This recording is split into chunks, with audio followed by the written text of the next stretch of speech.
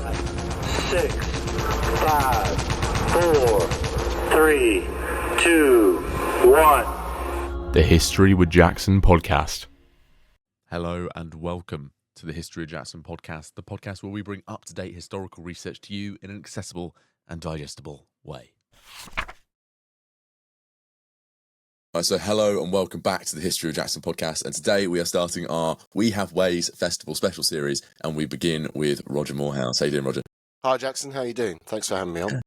That's right, mate. No, I'm really excited to have you on today because we're discussing your brand new book, Wolfpack Inside Hitler's U-Boat War, and this is a fantastic book. But I wanted to ask you, what inspired you to write this story? First reason is a rather sort of mundane one, which is that it was a gap in the sort of literature in the market, really. So all of the writing in English about the Battle of the Atlantic or the U-Boat War in general, tends to be from the perspective of the surface. It's very resolutely from the viewpoint of the merchantmen and the destroyers and all the rest of it, and sort of the plucky Brits, fighting back against this unseen terror of the U-boats. And the U-boats in that narrative are pretty much invisible. I mean, literally and metaphorically. So you don't very often know which U-boat number it was that was attacking you, or who the commander was, or how long they've been at sea, or anything. You just don't know that. I mean, obviously they don't. So they are pretty much invisible from the narrative. And when I started looking at this as a possible subject, that's what struck me first of all. And I thought, okay, well,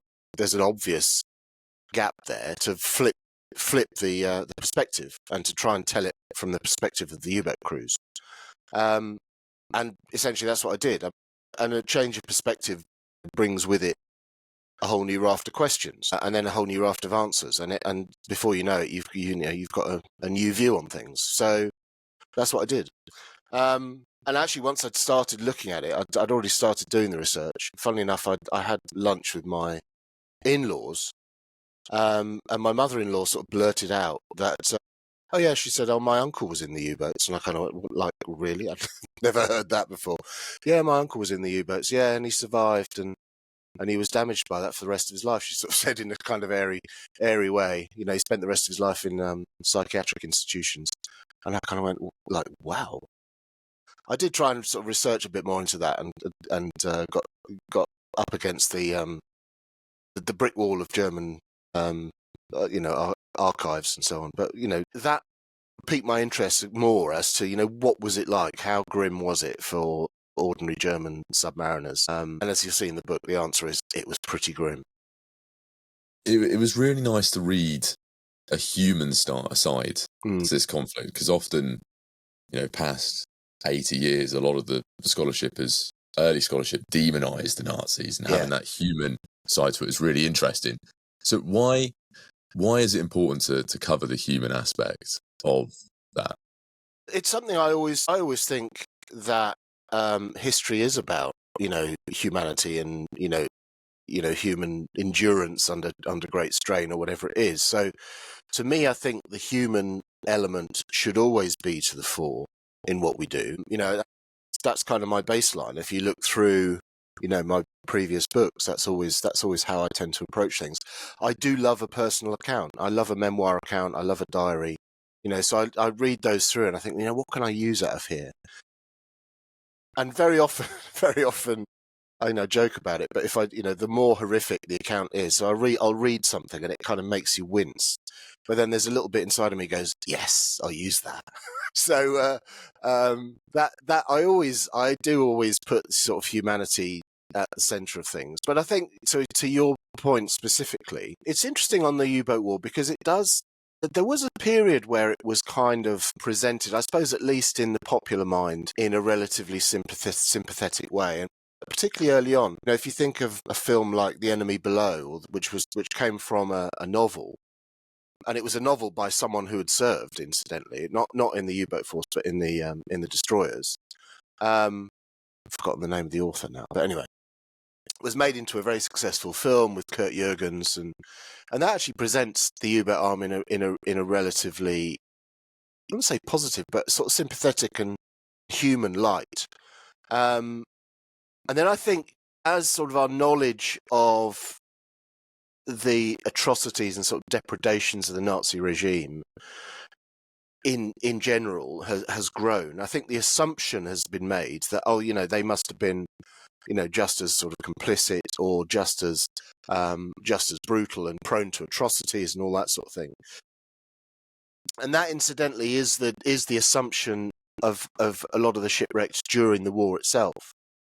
So there's a couple of accounts that I included of people who actually ended up, taken onto a U-boat after their ship had been sunk, saying that, we were just expected to be machine gunned.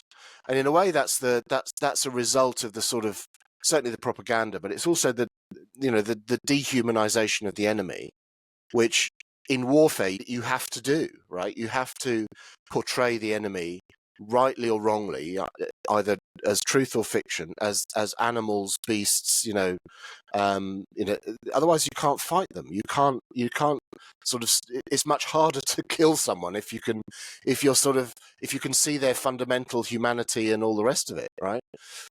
So, in a sense that it has been through this whole process of the humanization, if you like, has probably been through a few sort of phases by the time we get to now 2025.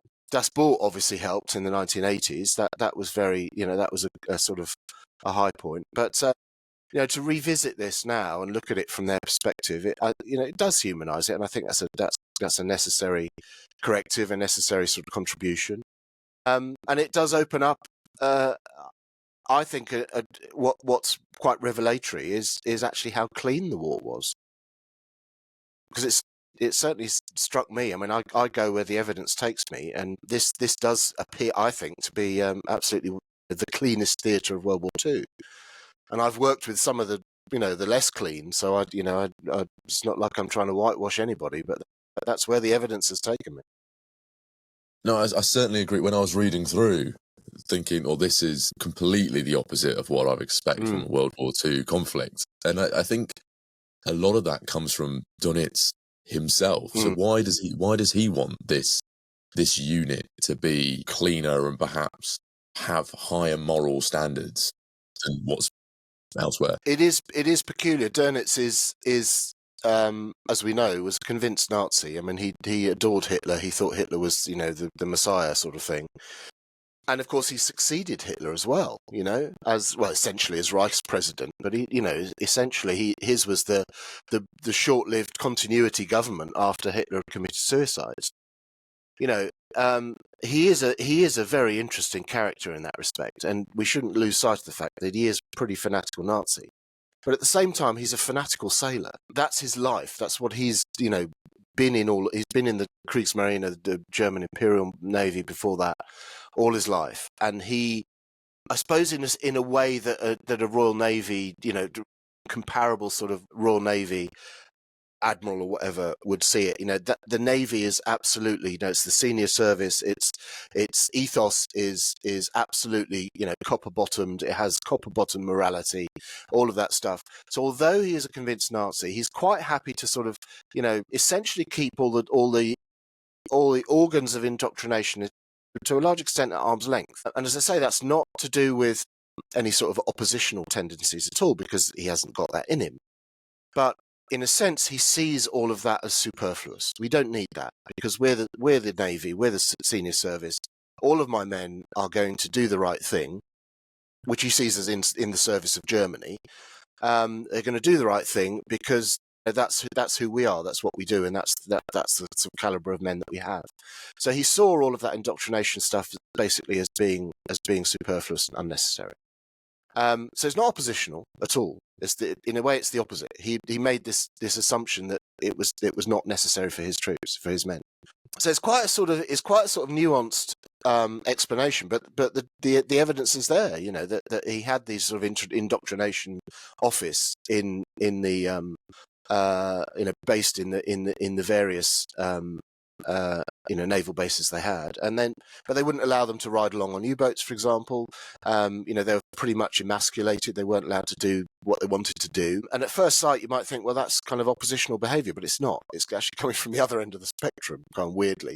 But the end result is that this is actually a pretty unideological service, in a way, arm of service. And of course there are Nazis in it. Of course there are. There's cross-section of humanity, cross-section of the German people in there, in the U-boats.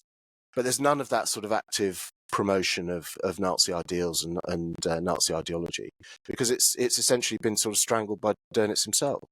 It was really interesting seeing the complexity of his character and how he was combining all of those. But he's super dogmatic in seeing Germany's need for U-boats. Like, why did he see that was an absolute essential service? Yeah, well, he'd served in U-boats at the end of the First World War. He'd actually been taken prisoner and ended up in Sheffield. So big shout out to Sheffield. He was a prisoner of war in Redmire's camp at the end of World War One, and then was brought back.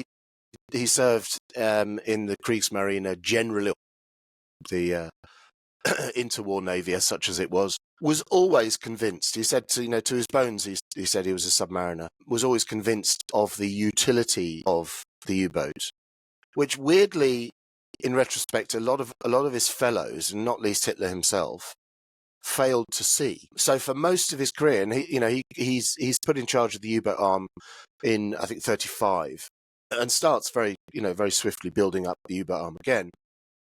Very often using, what the standard U-boat of the war was the Type 7, which is basically an updated, version of the U-boat they had at the end of the First War, the UB3.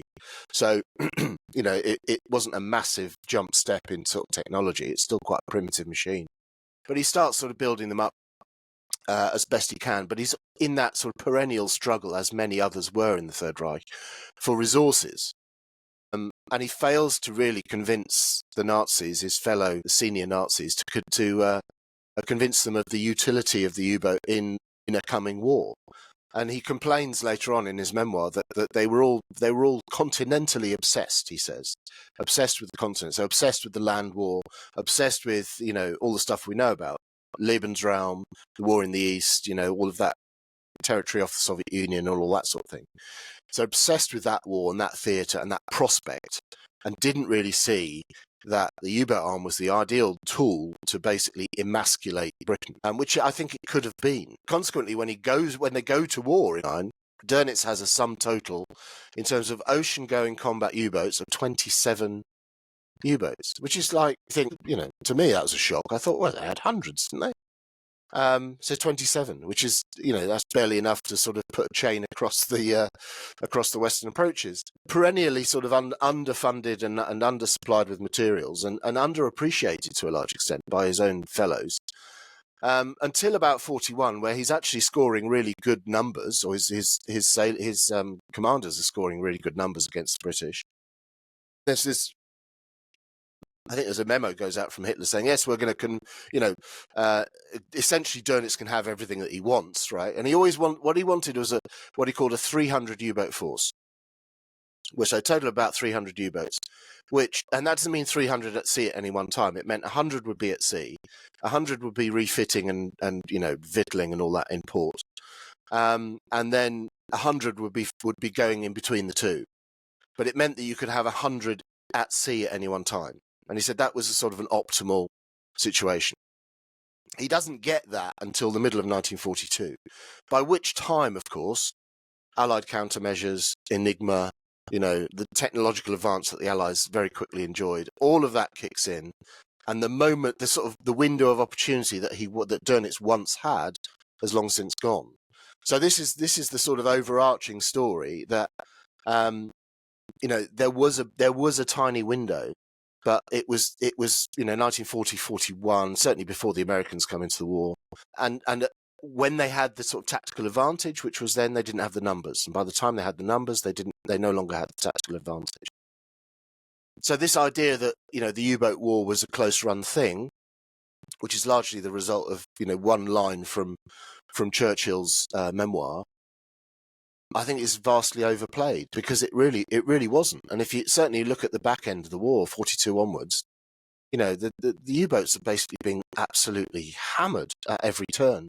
And all of the stats tell the same story. All of the sort of human stories tell the same story. They're absolutely up against it. And that I suppose in a way, if the reader's going to have a sympathy in a weird way, you read that and you go, my God, like these are 22-year-old boys. And then certainly by 1944, 45, the statistical lifespan of a U-boat crew was less than one mission, right? They're going out on suicide missions. So it does sort of make you, I think it makes you question, what you thought you knew about the U-boat war to some extent. No, it really did. And it actually made me kind of think about the conditions in there as well. Yeah. You wrote a lot about the conditions, but also the mental condition. Because when you've gone from such a small number of U-boats at the beginning, with Donitz choosing quite a elite force, seeing them as a cream, to then having to expand that by, my math is dreadful, like 5-6 times. It's ridiculous. So what kind of effect does that have on these? And you mentioned your wife's or your mother-in-law's uncle. What kind of effect does it have on them mentally and physically within these U-boats?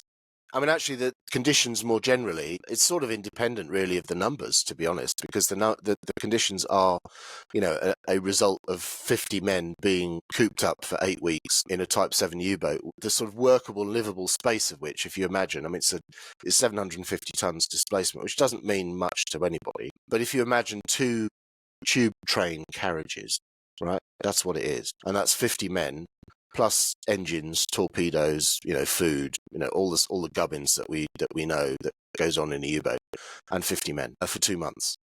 So you can kind of imagine what conditions were like. They basically stank. They tended not to wash because they're only allowed to wash with salt water, and that does funny things to your skin. They had this sort of rather horrible soap that did sort of lather in salt water, but that stank as well. So they tended not to use it. So most U-boatmen didn't really wash, apart from a sort of a rudimentary splash with fresh water, which of course was rationed. So they didn't tend to wash. They certainly didn't shave. So this is where this image of the sort of the rather elaborately bearded U-boatman comes from. They had one change of underwear for patrol. So you're wearing the same clothes day in, day out. You're hot bunking. So if anyone's got skin disease or scabies, that's gonna spread like wildfire. So physically, they're not in a good shape. Also the food, they're very well supplied with food, actually, but the fresh food runs out after about 2 weeks, unless you can get resupplied, which is an open question. You're basically on tinned stuff and stuff that you can pilfer from ships before you sink them. So most of them, actually, there's a crew taken prisoner by the British in 1940, I think in spring of 41, who were examined by the Royal Army Medical Corps, and they decide that the majority of the crewmen actually already have scurvy. Some of them already have oral sepsis as a result of scurvy, so their teeth are rotting in their gums are rotting in their mouths. They're in a bad shape, so you can imagine all of those smells together. There is a thing called the U-boat stink, which is that, all of that mold, diesel, vomit from everyone being seasick, and body odor and halitosis and all the rest of it. So it's a pretty grim environment. So that has a knock-on effect on their physical state, which is not great. Lots of skin diseases, lots of, boils, all that sort of thing.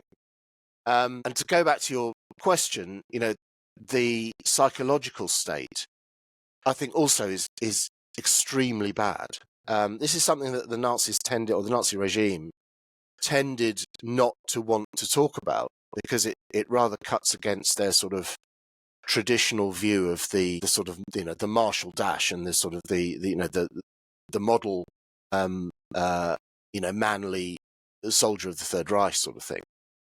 So they didn't tend to even, recognise things like combat stress, is what they called it at the time. But there were a couple of Navy doctors who were studying this on the quiet in the bases in Brittany and compiling a few little statistics and so on. And I found their reports in the archive, interestingly. And they reckon, I mean, they said themselves they only had the tip of the iceberg in terms of statistics, but the tip of the iceberg did suggest that there was a pretty big iceberg there. And the majority of U-boatmen, actually, they reckon, were essentially suffering from some form of combat stress or other. And there are lots of accounts. Once you make that assumption, then you look back at the first-hand accounts that are available. There's lots of instances of people with the shakes, with uncontrollable shakes, particularly after, a depth charging attack or whatever it might be, uncontrollable shakes, rendered mute, sleepless. And there's one it's quite a well-known account, actually. There's one account of a commander, Peter Tsech, who commits suicide during a depth charge attack. Just pulls out his pistol, shoots himself in the head. So this I think is probably one of the big untold stories, actually. And as I said at the beginning, that example of my mother-in-law's uncle spent the rest of his life in short life in psychiatric institutions. I don't know how many similar stories families in Germany have of that. Maybe a few of them will come to light as a result of this book. We'll see. But I think that's probably a relatively common thing amongst survivors. It was just these are, like I said, these are generally sort of 22-year-old boys who are being fundamentally damaged. A depth charge attack could, by the middle of the war, where the war turns 42, you could spend potentially 24 hours under the sea being depth charged, and it was relentless. Part of the way, particularly the British, but the Allies more generally, part of the approach was what they called hunting them to exhaustion. So they wouldn't, if you wouldn't just depth charge them and move on. You depth charge them. You'd be able to locate them with ASDIC. You depth charge them, and you wouldn't let them go. So it would be all night, and then through the following day, and then there'll be a quiet period, and then they'd probably surface somewhere because they think they could get away with it, and you'd be on them straight away again. And they would literally hunt them to exhaustion, so that they had to surface because they can't stay down in perpetuity, right? This is only really a submersible, and certainly the Type 7. So they can't stay down in perpetuity. So you literally hunt them until they cannot be underwater any longer. And then they have to surface, at which point it's game over, right? So this has a tremendous toll on the mental health of the U-boatman. Of course it does. Because the stress of that is phenomenal and unrelenting. So what's the hierarchy, Donitz and the Nazi hierarchy's response to this kind of hunting down of the U-boats? Because obviously they think this is like a secret weapon that can unpick the war and emasculate the British. So how do they respond to this kind of switch? Twofold. I mean, Donitz's primary response, certainly in 43, by the time you get to the spring of 43, so May 43, he concedes basically that the Battle of the Atlantic in its conventional form, which is his, Wolfpacks going out and engaging convoys coming across the Atlantic, that model has kind of broken. That doesn't work. So he's no longer able to score big hits in terms of sinking ships, incurring more losses than he's scoring on the enemy. So he withdraws his Wolfpacks from the Atlantic. So the first response is that they sort of go to other theatres. So South Atlantic, Indian Ocean, they even, the Arctic we know about from the PQ-17 and all of that sort of that stuff, which is quite well known. And also, I mean, the Black Sea, they even send some Type 2 U-boats, which are a smaller model. They're sort of stripped down and cut in half and taken by road and rail and barge to the Black Sea, right? And they have a fleet of 6 Type 2s in the Black Sea, which is absurd when you think about it. The technological challenge of doing that was absurd. They couldn't take them through the Bosphorus, of course, because the Turks wouldn't let them. And it's counter to, I think it was the Treaty of Lausanne of 1922, which basically said that no military, in time of war, no military material could be taken through the Bosphorus. So they had to take it by land, which is mad. So that's one response, is to kind of, essentially go, and try and utilize other theatres in the hope that you could, in that way, score similar costs, impose similar costs on the Allies.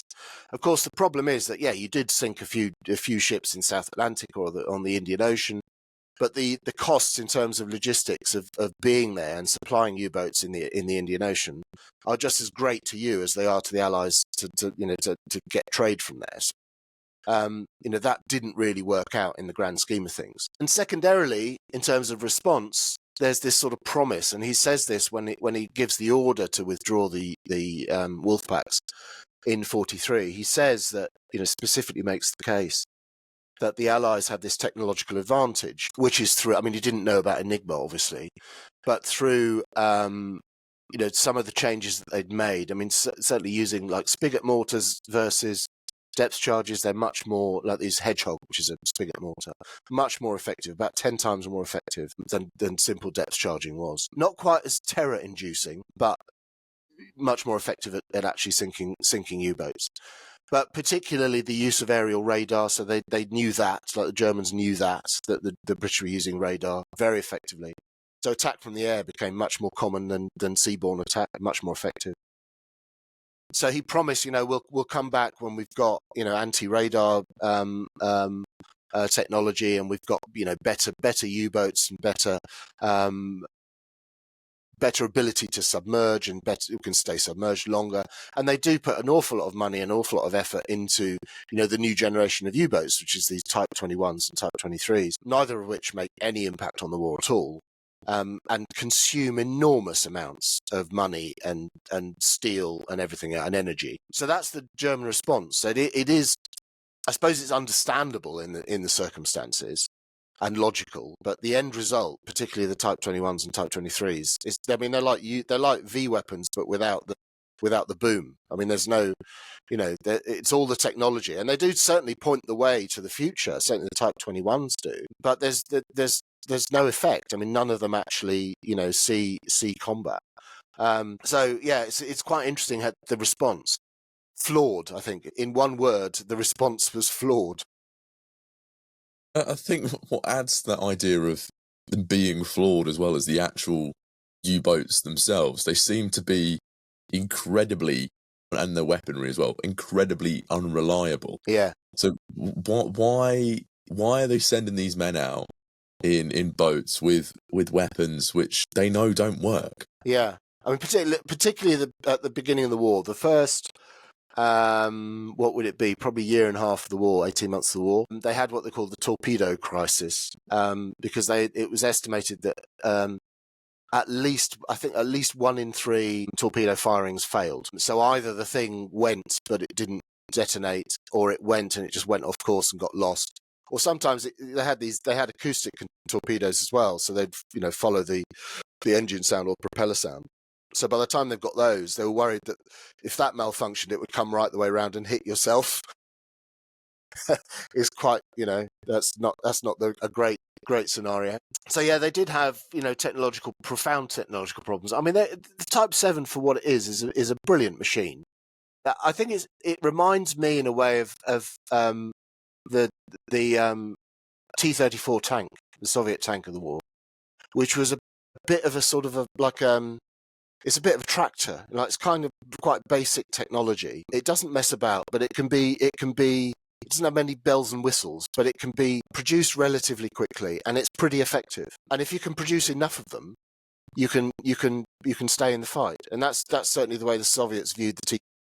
Without question, it's technologically inferior to the German equivalents, but the Germans are producing like 6,000 or 7,000 of whatever it was. They call it the Panther, whatever, during the war.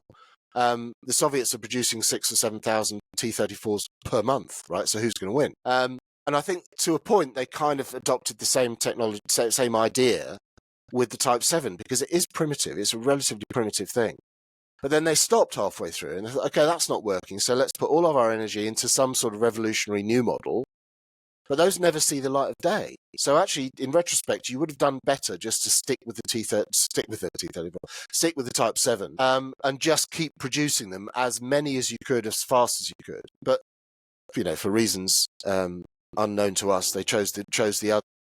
And it was primitive, and it did malfunction, but actually it's pretty good. And certainly you compare it, there's a couple of sections there where I talk about the collaboration with the Italians. The Italians had quite an relatively advanced U-boat fleet prior to the war, and they sent, some of those were in collaboration with the Germans, were sent out into the Battle of the Atlantic, and they were useless. They were very good for the Mediterranean because it's usually nice and flat.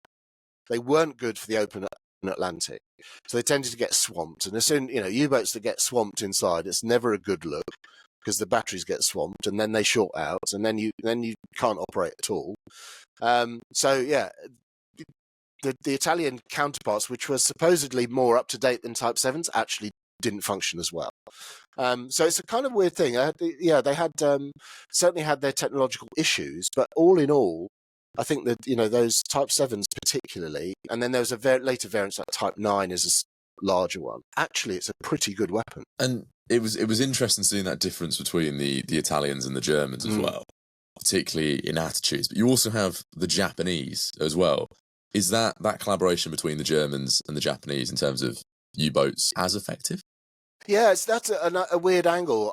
I'd long made the assumption, because we have this idea, well, because it's a world war, right? It's the Axis against the rest, and it's a world war, and we kind of assume that, well, they must have been collaborating between, particularly the major players, the Germans and the Japanese, and they certainly spoke to each other, and they had diplomatic missions and military attaches and all that sort of thing. But there isn't actually, when you look at it, there isn't actually much collaboration between them in general, and partly because they're obviously in different theatres, so active collaboration is rather difficult. But then added to that, of course, the Germans and the Japanese, but particularly the Germans, have a resolutely racist view of the world. And one of the races that they don't particularly think are up to much are the Asians, and Japanese fall into that category. So there's actually a bit of a racial prejudice there on the German part towards the Japanese. But actually in the sort of U-boat sphere, if you like, in that theatre, again, which surprised me, there's quite thoroughgoing collaboration or cooperation. So they start, particularly with that, when after the Battle of the Atlantic has essentially been lost, and they do that spread out to various other theatres, and they go into the Indian Ocean. Germans set up a U-boat base in Penang in Malaya, which is set up, in collaboration with the Japanese, because it's obviously Japanese occupied at the time. And they send U-boats to the Japanese to be, to be added to the Japanese fleet. At the end of the war and earlier on, so from 1943 onwards, there's these so-called monsoon missions. That was the code name. And they're actually trading, various rare metals, tungsten, and the Germans are sending sort of blueprints of jet engines and, all sorts of things to the Japanese. So that actually, it is all fairly small beer, it must be said. But because the U-boat war or the U-boat theatre enabled them to have a channel of communication that otherwise they didn't have, right? Then that became the vehicle for what collaboration there was. So that's another sort of peculiar strand to the story, basically. I think we tend to forget the global nature of World War II. It's very Eurocentric. Yeah. But then you have Goebbels as well, and I think Goebbels within this story is fascinating, because he does have to look for these little stories for propaganda, but also he tends to miss some as well. So how is he kind of co-opting Donitz and the U-boat successes and failures within his propaganda to the German people? Definitely. A part of the if you're going to have a functioning U-boat arm, you need a good supply of U-boats, obviously. So you need, Donitz has to do his job and get enough raw materials so that he can actually build U-boats. And you need a good supply of men, particularly young men. And in that sense, you need propaganda as well. So, all of these, in the early phase where they were actually going, well, they called it the happy time. Sounds very German, actually.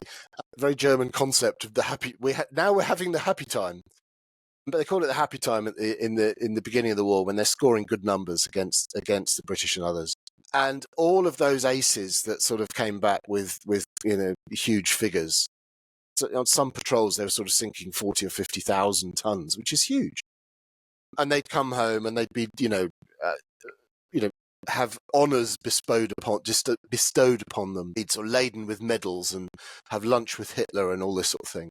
And they'd literally do sort of speaking tours. And this is all organised by the party and the regime, because the bottom line is that you want the next generation of young men to fill their boots and fill their shoes. So, you've got to sort of, portray this as a heroic thing, as, the camaraderie is brilliant, the food is brilliant. So all of the, and I go into that. This is what I was saying at the beginning. As soon as you flip the perspective and you ask different questions, then it sort of leads you into places that, dare I say, I think other books on this subject haven't really looked at. And this is where you talk about, recruitment, the the propaganda output. How did they exploit those aces to maximise the potential of, the next generation of young men joining the service?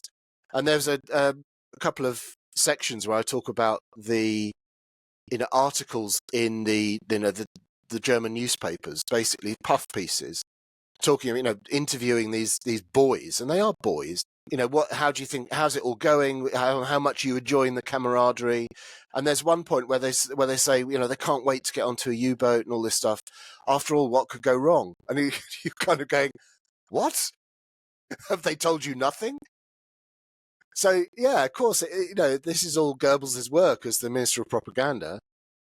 Ultimately, is to do this, is to present absolutely the fluffiest, most comfortable, most heroic face of the U-boat arm to the German people to get those boys on board. And as I said, by the end of the war, they're basically doing suicide missions. I mean, it's crazy. So yeah, every branch of the regime is aimed towards that goal. And they had film output. They had a book called U-Boote Westwärts, so U-boats westward, out, i.e. out into the Atlantic, which came out, I think, in 1941, I think it was, from memory, which was a big thing. And it actually, in sort of technological terms, in cinematographical terms, I could only say that word in the morning when I'm sober. In cinematographical terms, it's up there with Das Boot, because they're actually filming inside, real U-boats and in the sort of control room and all that sort of thing. So technologically, it's a marvel. I've seen a few clips on YouTube and so on. It's very, very good things. Yeah. So as soon as you start to ask different questions, then you've got to go into this stuff, and it's fascinating. And I thought it was so cool that they'd filmed inside the U-boat, because that's just something that we don't even consider you could be capable of then. But then you're mentioning the end of the war. There's two things there that I kind of want to ask. Firstly, what's happening to the U-boats? And secondly, I hate to have to ask this question, but we have this idea of U-boats going off to Argentina and transporting people. How true are those stories within that end of the war U-boat story? Yeah. So the first one, by the end of the war, essentially the U-boatman's horizon kind of shrinks as the war goes on, from a sort of maximum in 41, 42, the end of the happy time. Particularly in 42, they have this thing called Operation Drumbeat, where they go and attack the eastern seaboard of the US after the US enters the war. So they go and attack the US with great success, because the Americans are very much behind the curve in terms of U-boat defense. So the British are kind of trying to advise American, naval and merchant crews and the higher ups to say, well, what you should really do is this. This is our experience of the previous 2 years. And of course, the Americans are not going to be told what to do by Brits. So they just carry on doing what they want to do. And the Germans, score some great successes during this Operation Drumbeat as a result, until the Americans kind of get their act together, which takes well into 1942. So that was the sort of the high point in terms of that reach, and then from then on, it's a sort of the horizons contract. So there's a lovely line of where they say, this is looking from the perspective of 1945. 2 years ago they had Mid-Atlantic was their playground, and then a year previously it was the Western approaches, and there was a late campaign. So the Donitz still managed to carry out an offensive campaign in 44, for example, around the British Isles. So part of it was to try and disrupt D-Day, which they didn't do. Could barely touch it because it was too big, But they were still, they call it the inshore campaign, and they're still, quite effective at sinking merchantmen and so on, and nuisance raiding and so on around the British Isles and the Western approaches. So that was 44. So it's not like it all stops. But then even then, by 45, they can barely get out the North Sea. The horizons have shrunk to that extent. So yeah, that's the sort of the story towards the end of the war, and all the time, the methods by which they're being detected and sunk and hunted down are being perfected, all the time. So vast majority of U-boats that go to war after 43 sink nothing at all. Like something like 80% of U-boats launched after 1943 don't sink anything, which is a mad statistic. But it shows you how badly the war had turned after that sort of high point in the middle of the war. The conventional division, there's a great 2 books by a chap called Clay Blair, American historian. The divide he takes is 1942. And the first volume up until 1942 is called The Hunters. And then the second volume is The Hunted, obviously, right? Because it makes perfect sense. But until you sort of see those stats, you don't realize how perfect that division is. They are the hunters at the beginning, and they are absolutely the hunted at the end, hunted to exhaustion, as I said. So yeah, the vast majority of U-boats, I think 80% that are launched in 43 and after, sink nothing. They're essentially sitting ducks waiting to be sunk. So the stats, all you can see, the game has absolutely turned against them by the end. It's quite shocking. That second question you had about Argentina is an interesting one. When the order to surrender was given by Donitz, the reaction amongst U-boat crews is very mixed. So there are some who kind of go, okay, game's over. You know, for most of the commanders, I suppose this is the same in a way in any branch of the military, but maybe particularly so in the Navy. They felt a very sort of paternal bond with their crews, right? As I said, the crews are mostly young men. A lot of the commanders, incidentally, were 26. I mean, they weren't old themselves, and some of them were younger than that.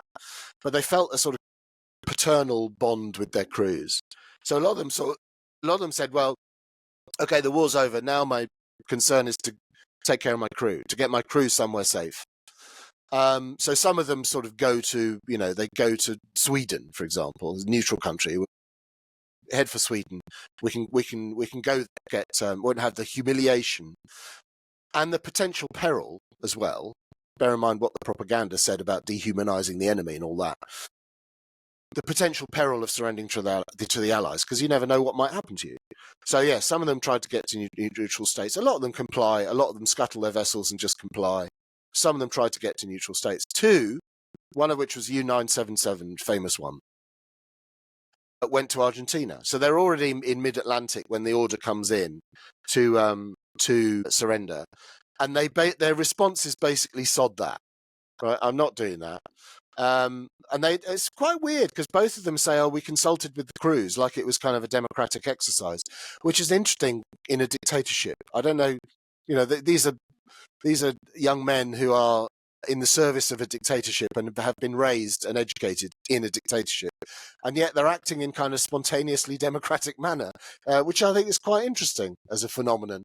So yeah, they both sort of, they have a chat with the crew and say, what do you want to do, mate?